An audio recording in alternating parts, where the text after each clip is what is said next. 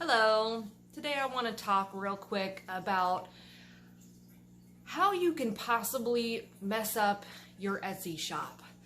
There's lots of ways that you could possibly mess up your Etsy shop, but this is one way in particular that I think I hurt my progress along the way.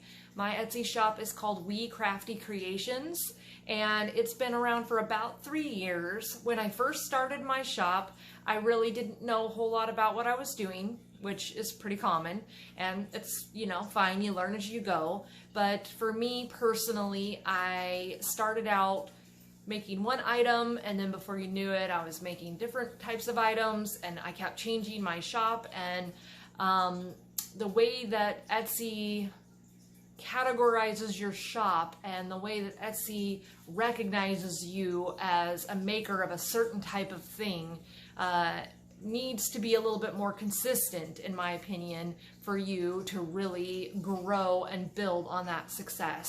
Etsy is very much to me like a snowball rolling down a hill. And as you start to get sales, you can pick up and get more and more and more. Along the way, you can kind of have some slowdowns, and the bigger your slowdowns, the harder it is to rebuild that again. So when I started my shop about 3 years ago, I made these little signs. Like this right here, it's just a little canvas, and it has a little vinyl decal on it, and I painted the canvas, of course. Have another one right here. There's a little bit more detail. I don't know if you could see that. It says beach. But something that I thought was great little items to sell. My shop name, We Crafty Creations, is all about small items, and these are pretty small for canvases. So that's what I started with. Honestly, it didn't pick up really fast. I thought maybe it wasn't the right item to sell. I didn't really have a niche. I didn't have a certain customer that these were made for. I didn't know how to optimize my tags. I didn't have Erank, didn't know anything about that. So I really was kind of lost. And for me, I have shiny object syndrome. I see something that's popular and I want to try it, new crafts, things like that. So I was constantly looking and switching things up. I tried tumblers for a while. I tried shadow boxes with the little paper flowers in them. I tried so many different things. And then at some point I landed on my hand-painted wood magnets. And those look like this right here. Here's a fall leaf, hand-painted magnet on the back.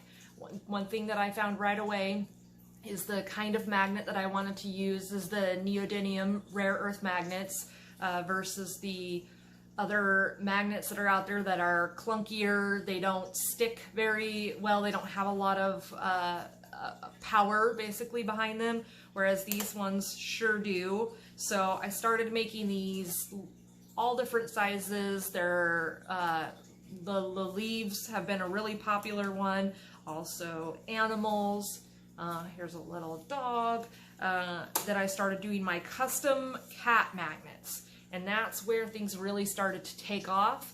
I was matching the fur pattern of somebody's cat. I would have them send me pictures of the cat, and then I would match and paint everything to match it up really nicely, and people really seemed to love those, and that was a huge seller for me.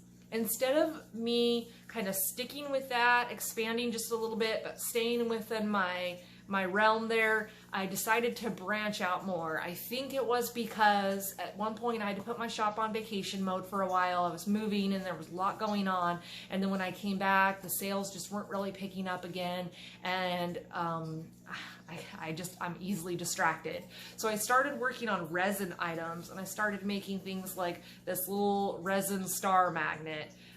Compared to a custom painted cat magnet, this is just not really that interesting. And that, I think, is kind of where I got a little bit off track.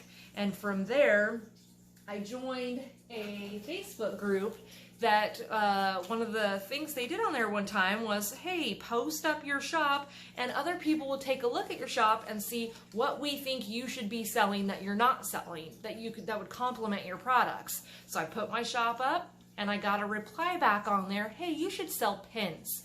You know, little lanyard pins that can go on your backpack, your shirt, your lanyard, whatever, and that would be a great little item that goes really well with your magnets. You know, it's kind of a similar idea, and so I did that, and I have like these little pizza pins, and they just have little rubber backers to them, and here's some watermelons. The issue with that is kind of like the resin, it's not really very special. It's not really super niche. I mean, yeah, there are certain people that just love pizza and they want everything and anything pizza, but compared to a personalized product like my custom animal magnets, I was really just getting kind of far off base, I think. And I noticed that when I try things different than my standard kind of bread and butter items, that my views start to drop and that my purchase, you know, my sales drop. So I just really wanted to share that with everybody. Something to keep in mind. It's really tempting to follow the fads. There's so many different fun crafts out there. I've tried so many of them myself. I love making things. I like to make things for gifts for family members, and I like to make things to sell. But you just really got to be careful when it comes to Etsy and specifically. Goimagine's a little bit different, and a lot of other platforms are different, where they're not necessarily, you're not building up this shop quality score that's all about your shop, and it's more about each individual item. On Goimagine, for example, they don't really look at it the same way, or the algorithm doesn't pick it up the same way. So that's why I think definitely for your Etsy shop, you should just be careful about going off into different niches. Once you find something that's working pretty well for you, do more of that. You know, try to do a little bit more of that. Expand on that more so than trying all sorts of different things. Right now, because of all the different crafts that I've tried selling, I have a lot of extra supplies and blanks and everything, and you know, now I might be looking to move again soon. Now I might need to be getting rid of a lot of that stuff, so it takes up a lot of your time, and it throws off Etsy's ability to know what your shop is all about. So it's kind of important to try to stick within that the best that you can.